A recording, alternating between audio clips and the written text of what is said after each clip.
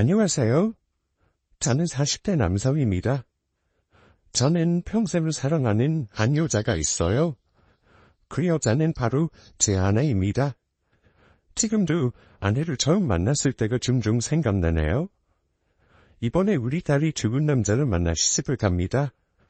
그러니 더욱 아내 생각이 많이 나는 요즘 저와 아내의 사랑 이야기를 여러분들에게 들려드리면 좋을 것 같아 이렇게 사연을 씁니다.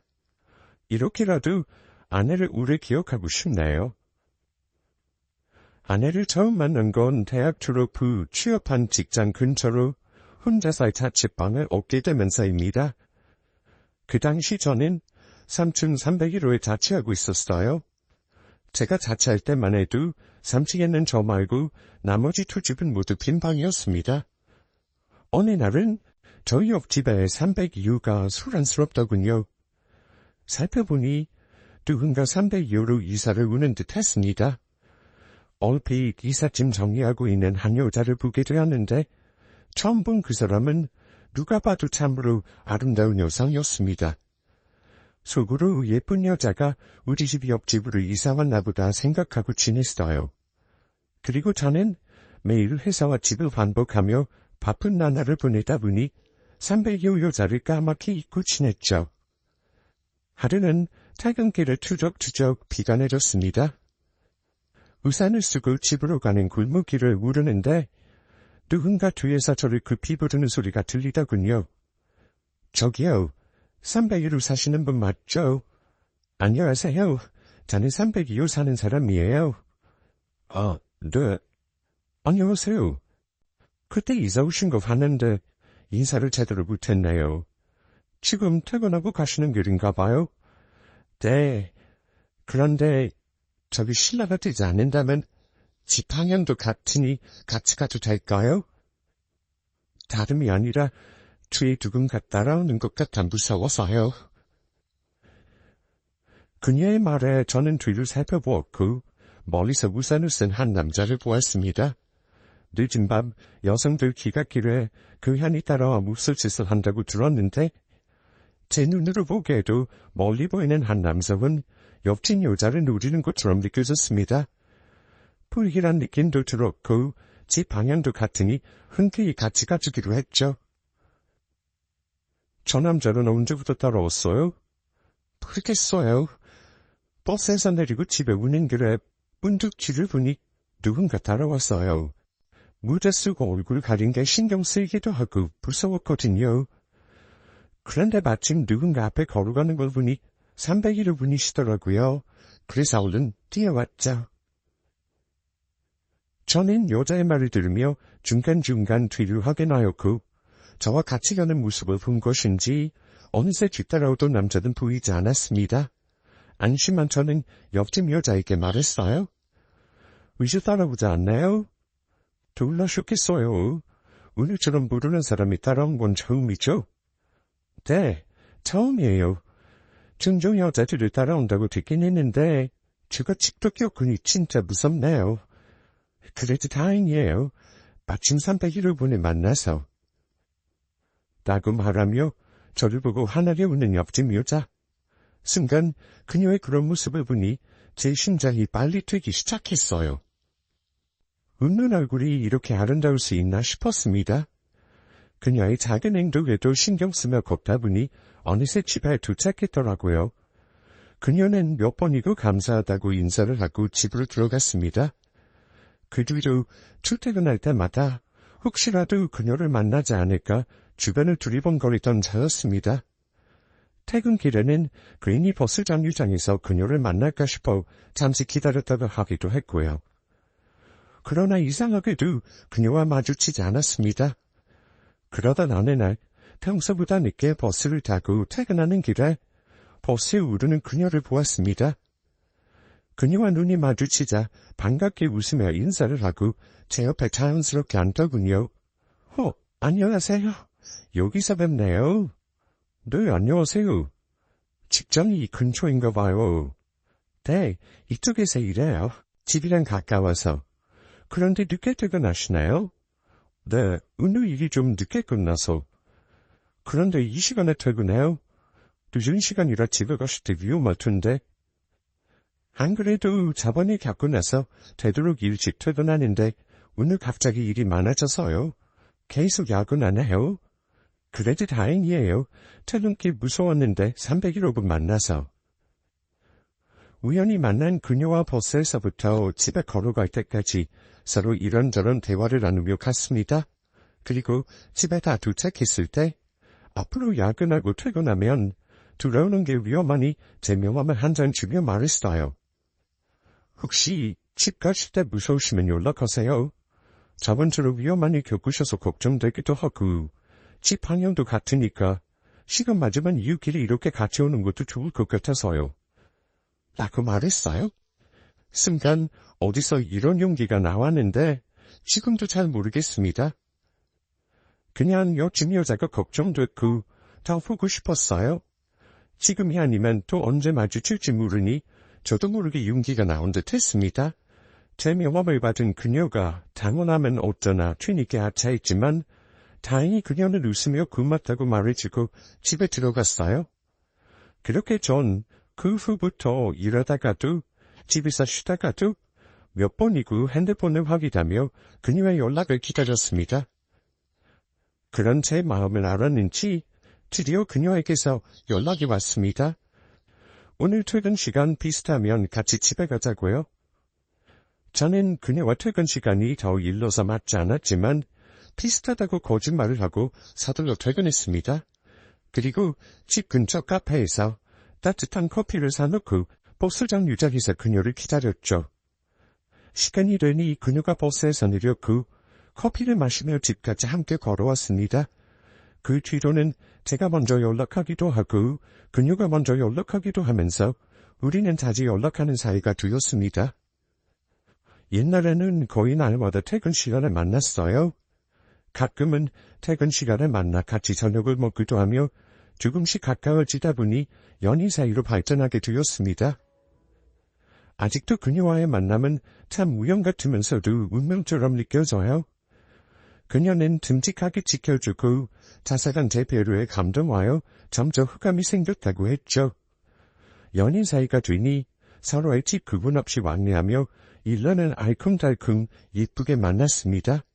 그리고 그녀를 더욱 사랑하게 된 저는 프로포즈를 했고 우리는 연애 끝에 결혼했습니다. 아내의 손에 물 한 방울 안 묻히는 여인인 남편은 아니었지만 책임감을 느끼고 아내를 생각하며 더욱 열심히 일하였습니다. 그녀와 둘이서 함께 일을 하니 살림이 점점 나아지더군요. 그러다 행복한 결혼 생활을 한 지 2년이 되었을까요? 제가 큰 선물을 받았습니다. 퇴근하고 함께 저녁을 먹고 있는데 아내는 제게 선물 상자를 건넸어요. 이게 뭐야? 깜짝 선물. 한번 열어봐. 아내가 갑자기 선물을 줘서 이게 뭔가 싶어 놀랐습니다. 재촉하는 아내의 눈빛을 한번 보고 상자를 열어보니 그 속에는 흰색 막대처럼 보이는 물건과 사진 한 장이 있었습니다. 어리둥절을 하며 이게 뭔지 아내에게 묻자 아내는 웃으며 말했어요. 그긴 뭐야. 임신 테스트랑 초음파 사진 있지. 나 임신이래. 오늘 병원 다녀왔거든. 우리한테 예쁜 아기가 생겼고 엄마 아빠가 되는 거야. 그리고 이 기쁜 소식을 여보한테 제일 먼저 말하는 거고. 정말? 임신이라고? 네가 아빠가 된다는 거야? 아직은 임신 초기라서 사진 속에 작은 콩으로 보이지.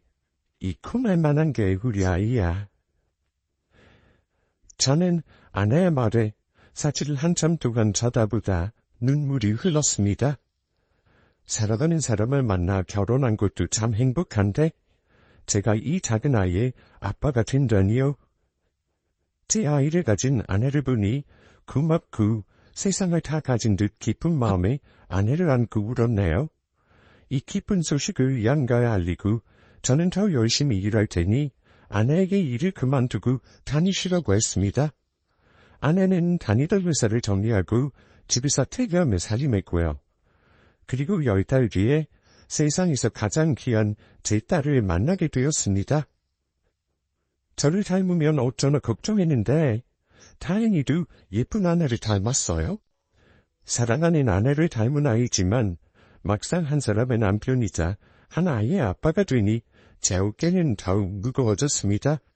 이 세상에서 가장 소중한 두 여자를 내가 책임져야 한다고 생각하니 평소보다 더 열심히 일하게 되더군요. 그런 제 모습이 좋게 보였는지 성실하게 일한 덕에 인사 점수를 좋게 받았고 승진도 빨리 하게 되었어요. 참말이지 그녀를 만난 뒤로 제 인생은 좋은 일로만 가득했습니다. 저는 직장에서 열심히 하는 만큼 가정도 소홀하지 않았어요. 퇴근길에 집에 돌아오면 아이를 돌보느라 지친 아내를 대신해서 집안일을 도와주기도 했고 대신 아이를 돌봐주며 남편 역할을 최선을 다했습니다. 아이의 재롱을 보느라 힘든 줄 몰랐죠. 어찌나 귀엽고 사랑스럽단지. 그런 모습을 오래도록 보고 싶은데 시간이 참 야속하죠. 얼마나 빠르게 흘러가는지 나날이 커가는 게 보였습니다. 아무 탈 없이 건강하게 잘 자라준 우리 딸은 초등학생이 되었죠. 딸이 어느 정도 크자 아내는 딸의 학원비라도 보태겠다며 조금씩 아르바이트식으로 일하기 시작했습니다. 그런데 문제가 생겼어요. 집에서 아이 키우며 살림하다가 오랜만에 일을 시작해서 그런지 아내는 평소보다 많이 피곤했어요.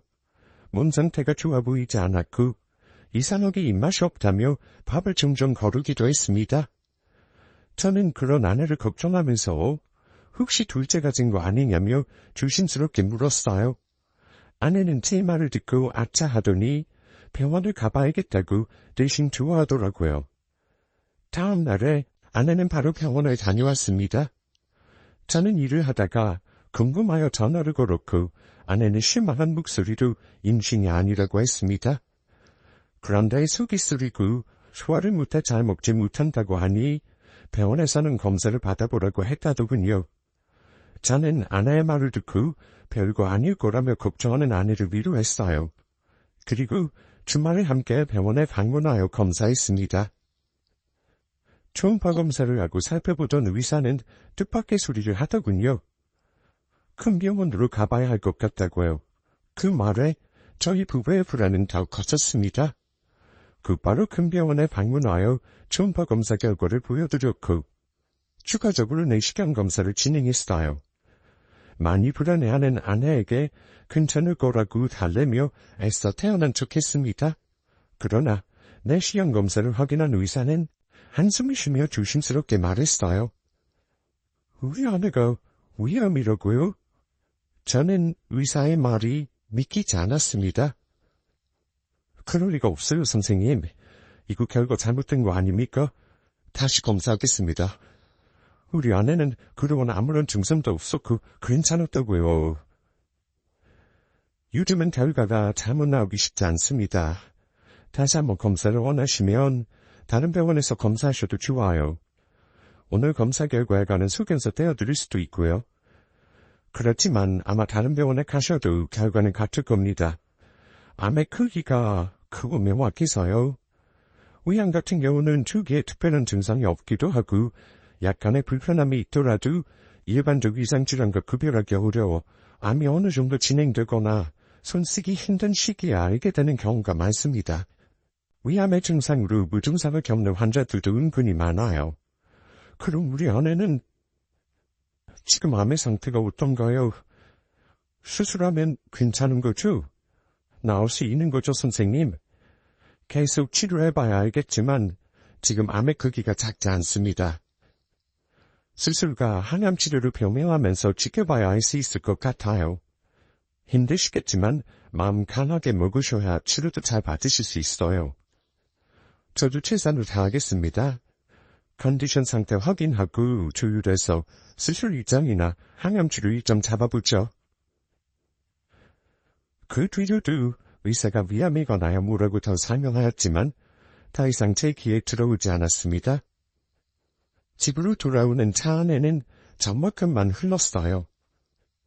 저는 계속 믿기지 않았기에 더 어떤 말을 할 수 없었고 아내는 큰 충격을 받은 듯 했습니다.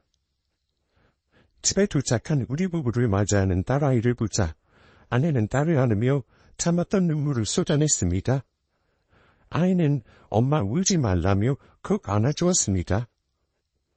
아내의 딸의 모습을 본 저도 참았던 눈물을 소리 없이 흘리며 둘을 안아주었습니다. 잠시 숨을 고르고 안방에서 아내와 진지한 이야기를 나누었어요. 여보, 의사선생님 말씀처럼 마음 강하게 뭐 왜 안 돼? 내가 당신 잘못되게 두지 않아. 그러니까 너무 걱정하지 말고 치료에 집중하자.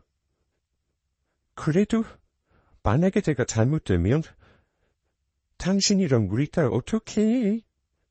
둘만 덩그러니 두고 나 죽으면 어떡해?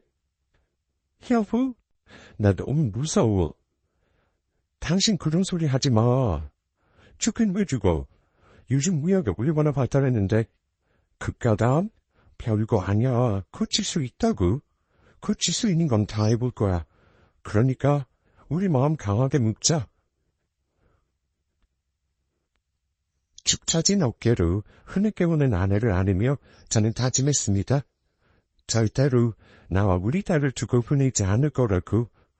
겁이 많아 무서움을 많이 타는 우리 아내. 제가 꼭 지켜줄 거라고요.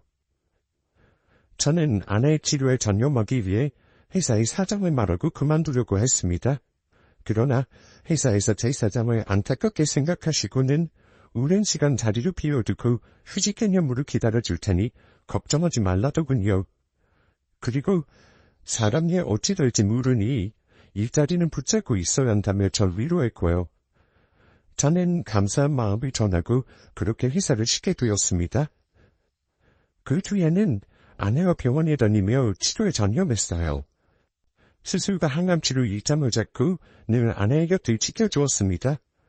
아직 어려서 잘 모르는 딸아이는 부모님께 맡겨두고요. 몸 상태를 최상으로 회복하고 수술받는 아내를 위해 태어나 처음으로 신께 빌었습니다. 제발 우리 아내를 낫게 해달라고요. 하지만 생각보다 암의 크기가 컸고 아내의 몸이 버티지 못할 것 같아 암을 다 제거하지 못하고 일정 부분 제거해야만 했습니다. 나머지 항암 치료를 병행하며 수술 일정을 다시 조율했고요. 저는 몸에 좋다는 거 챙기고 제가 할 수 있는 건 최선을 다하며 아내를 간호했습니다. 노력하는 제 모습을 신이 보신다면 갸륵해서라도 아내를 살려줄 것만 같았습니다. 그러나 제 세상에 신은 없나 봅니다. 신은 결국 제 기도를 들어주시지 않았으니까요. 몸 상태가 나날이 나빠져가는 아내를 보며 의사가 말했습니다. 마음의 준비를 해야 할지도 모른다고요. 더 이상 치료나 수술로서 해줄 수 있는 게 없다고. 호스피스 병동으로 옮겨야 한다고 했습니다. 의사의 말에 저는 정말 끝으로 빠져버렸어요. 아내도 자기 몸 상태를 느꼈는지 부쩍 잠에서 깨면 저를 찾고 딸아이를 보고 싶어 했습니다. 하루는 그러더군요. 잠이 와서 눈을 감을 때 이 눈을 못 뜨게 될까봐 겁이 난다고요. 또 하루는 온종일 핸드폰만 붙잡고 지난 추억이 담긴 사진을 보며 시간을 보냈습니다. 전 그런 아내를 보며 더욱 마음이 찢어졌습니다. 더 이상 수술이나 치료도 못했고 그저 아내가 아파할 때면 진통제를 투여하는 것밖에는 방법이 없었습니다. 그런 아내에게 이 못난 남편은 해줄 수 있는 게 아무것도 없었어요. 정말 이러다 아내가 하늘로 떠나버리면 저는 어쩌나 하루하루 지우개였습니다. 호스피스 병동으로 옮겨지는 것에 대해 알게 된 아내는 결국 모든 것을 체념하고 집으로 돌아가고 싶다고 했습니다. 저와 딸 옆에서 남은 시간 행복하게 보내고 싶다고요. 전 그런 아내를 말릴 수 없었습니다. 아내가 너무 간절히 원하고 있는 것을 알기에 아내의 뜻을 따랐어요. 그렇게 아내는 오랜 병원 생활 끝에 집으로 돌아오게 되었습니다. 그동안 못해본 것을 해보며 우리 세 식구는 많은 시간을 보냈습니다. 가족과 행복하고 불안한 시간을 보내며 마지막 추억을 쌓아나갔어요.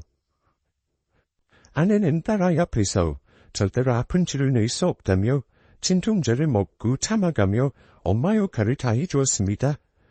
그러던 중 추적추적 비가 내리는 밤, 아내는 잠자리에 누워 그러더군요.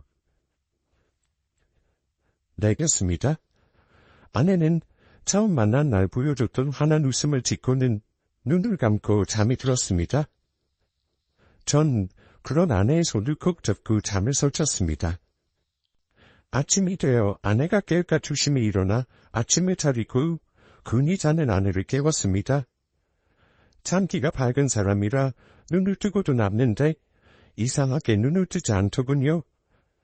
전 떨리는 심장을 진정시키고 계속 아내 이름을 부르며 흔들어 깨웠습니다. 그러나 아내는 눈을 뜨지 않았어요. 아내는 비가 그치고 맑게 갠 하늘길을 따라 그렇게 우리 곁을 떠나게 되었습니다. 아내를 보내고 전 한동안 술을 의지하며 살았습니다. 그런 저를 보며 부모님은 속상해하시며 같이 울어주기도 하셨어요. 무엇보다 우리 딸도 엄마를 보낸 슬픔으로 많이 힘들어했습니다. 제가 계속 정신 못 차리고 방황하자 어머니께서는 우시면서 제게 그러더군요. 이런 모습을 하늘에서 보고 있을 아내를 생각하라고 얼마나 속상해 하겠냐며 말씀하시더군요. 전 어머님의 말씀에 순간 잊고 있던 아내와의 마지막 약속이 생각났습니다. 그렇게 눈을 감을 줄 알고 그날 약속을 하자고 했구나. 그리고 그동안 신경 쓰지 못한 제 물고를 살펴보니 말도 안 나올 정도였습니다. 그래, 하늘에서 아내가 이런 내 모습을 보면 마음 아파하겠다고 생각하고 오랜만에 면도도 하고 딸과 조금씩 시간을 보내며 전 천천히 예전의 저로 돌아가려 했었습니다. 아내를 떠나보낸 아픔이 크지만 아내가 선물로 주고 간 우리 딸을 생각해서라도 정신을 차리지 않으면 안 될 것 같았습니다. 오래도록 제 자리를 기다려준 회사에 복직하여 전 다시 열심히 일을 하며 딸을 키웠어요. 저는 아내의 묵까지 사랑하며 딸만 바라보고 살았습니다. 그런 저를 아는지 딸은 성장하면서 제게 엄마에 대해 이야기를 하지 않았습니다. 아예 엄마란 단어를 입 밖으로 꺼내지 않았어요. 딸과 일만 생각하며 살아온 저에게 부모님은 아직 젊은데 제 인생 시작하라며 재혼 이야기를 하셨습니다. 전 단칼에 거절했어요. 재혼이란요? 전 아직도 아내를 사랑하고 있고 제 마음속에는 영원히 한 여자뿐인걸요. 부모님께 그런 말씀 마시라고 단단히 못 박아뒀습니다. 아내가 싫어할까봐 후라비 티내지 않으려 옷도 깔끔하게 입고 다니고 면도도 꾸벅꾸벅 했어요. 가끔은 회사에 일하는 여자 후배들이 제게 호감을 표현할 때도 있었지만 전 죽음의 여지도 주지 않았습니다. 저는 아내 말고 여자로 보는 사람이 없었거든요. 그저 회사에서 묵묵히 할 일 열심히 하며 지냈습니다. 그렇게 20년이 흘렀어요. 그 긴 시간 동안에도 저는 여전히 아내를 그리워하며 사랑했습니다. 다들 제게 재혼하라며 좋은 여자를 소개해준다고 하고 다른 여자들이 제게 호감을 표시한 적도 있었죠. 하지만 한 귀로 듣고 한 귀로 흐리며 사는 동안 딸은 어느덧 직장생활을 하는 어른이 되었습니다. 다 그거 보니 아내의 젊은 시절과 참 많이 닮아있더군요. 그저 바르게 고준 딸이 대견했습니다. 언젠가는 좋은 남자를 만나 제 곁을 떠나겠지만 그때까지는 아빠로서 부족함 없는 사랑을 주고자 했어요. 그러나 제 노력에도 딸은 저를 보며 슬퍼했습니다. 평소처럼 일을 마치고 집에 오니 딸이 제 방에서 나오며 눈물을 흘리고 있었어요. 딸의 손에는 아내와의 추억이 담긴 상자가 들려 있었습니다. 아내와 주고받았던 편지나 아내의 사진, 아내와 관련된 물건들이 고스란히 담겨 있었죠. 그 상자를 제게 보여주며 딸은 지금까지 엄마를 보내지 못하고 몰래 슬퍼하고 있었냐고 울더군요. 아빠, 나 이제 다 큰 어른이야. 더 이상 날개 살지 않아도 돼. 이러다 나중에 나 결혼하면 아빠 혼자 어쩌려고 그래. 제발 아빠 인생 살아.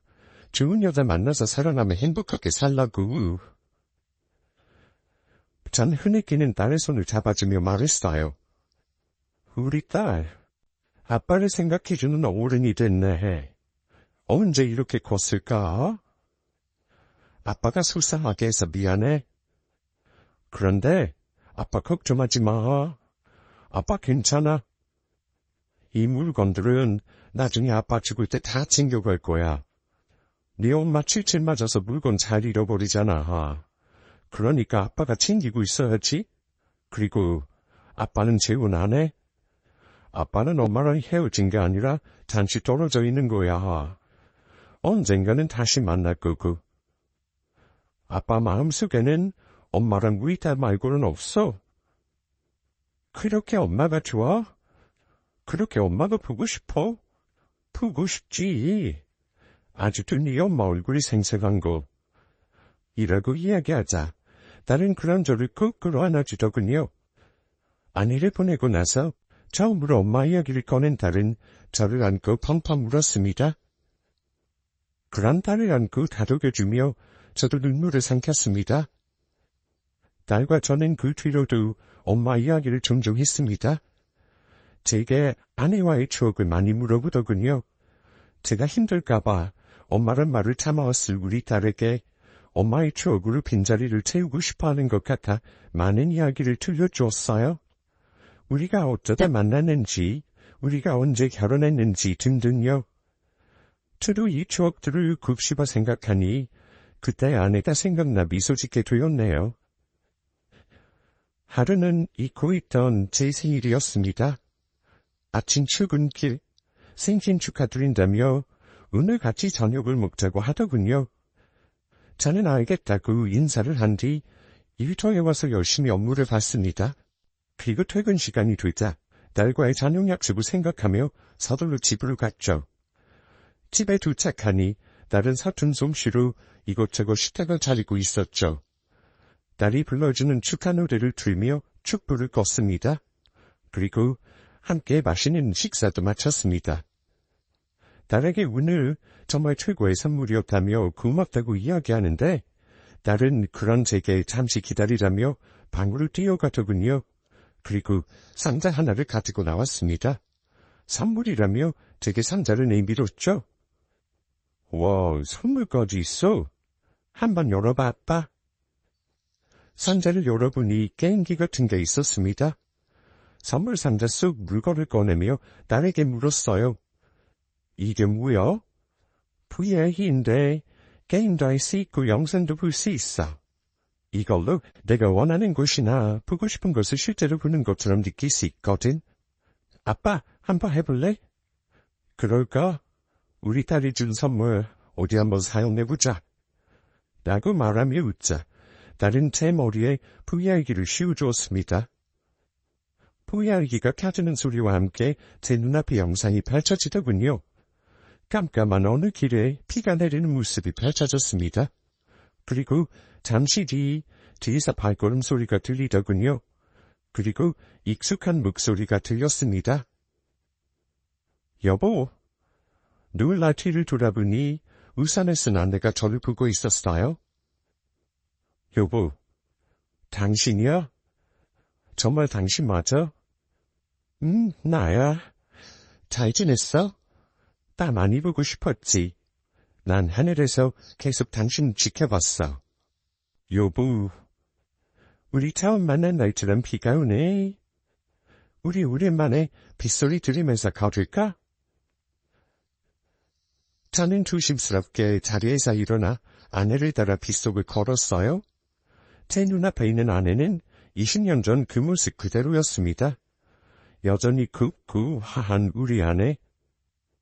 다시 눈으로 못 볼 것 같은 아내가 제 옆에서 걷고 있다니 꿈만 같았습니다. 아내는 가정길을 멈추고 저를 보며 환하게 웃더군요. 그리고 그런 제게 말했어요. 여보, 나 없이도 호라비 티 안 내고 잘 지냈네. 우리 딸도 예쁘게 키웠더라. 나랑 한 약속 잊지 않고 지켜줘서 고마워. 저는 그런 아내를 보며 펑펑 눈물을 흘렸습니다. 아내의 얼굴과 손을 만져보려 손을 뻗었지만 아내에게 닿을 수 없었어요. 전 아내에게 소리쳤어요. 여보, 보고 싶었어. 사랑하는 우리 여보. 아내는 여전히 저를 보며 환하게 웃고 있었습니다. 그리고는 이렇게 말했어요. 나랑 한 가지만 더 약속해 줄래? 꼭 지키기로. 약속해? 응. 앞으로도 지금처럼 잘 지낼 수 있지? 이제는 당신을 생각하며 살아줘. 그럴 거지? 전 아내의 말에 눈물을 흘리며 고개를 끄덕였습니다. 아내는 그런 저를 물끄러미보다 마지막 말을 끝으로 비가 오는 길 끝으로 사라졌습니다. 사랑해. 전 사라진 아내를 향해 가지 말라고 소리치며 큰 소리로 울었습니다. 눈앞이 어두워지더니 머리에 쓰고 있던 VR기가 벗겨지더군요. 저와 같이 눈물로 범벅이 된 딸이 제 앞에 있었습니다. 알고 보니 딸은 제게 아내를 선물로 주고자 업체 영상을 의뢰했던 거였어요. 20년 전에 아내의 무섭고 목소리를 생생하게 구현해낸 영상으로 저와 아내를 만나게 해준 거였습니다. 저와 아내의 추억이 담긴 상황을 만들어주고 싶어서 그동안 제게 아내와의 추억을 그렇게 물어봤던 거였고요. 비록 영상이었지만 정말 제 앞에 아내가 잠시 다녀간 것 같더군요. 그렇게 따라기에 고마운 마음과 아내를 향한 마음으로 우리 부녀는 오랜만에 많은 눈물을 흘렸습니다. 20년 만에 아내를 만난 뒤로 저는 여전히 아내를 생각하며 열심히 살아가고 있습니다. 저를 위한 인생을 살아던 아내와의 약속을 지키기 위해 제가 좋아하는 것들을 찾아서 하는 중이에요. 딸은 여전히 좋은 사람 만나 재혼하기를 바라지만 그건 제가 원하는 인생이 아니기 때문에 아내와의 약속을 어기는 거라고 했습니다. 그 말에 딸은 더 이상 재혼 이야기를 하지 않아요. 저는 앞으로도 이렇게 마음속으로 아내와 함께하며 딸과 행복하게 지낼 겁니다. 다만 이제는 씩씩하게 제가 원하는 삶을 살아보려 합니다. 여러분, 앞으로의 저를 많이 응원해주세요. 지금까지 오래도록 한 제 아내에 관한 이야기를 들어주셔서 감사합니다.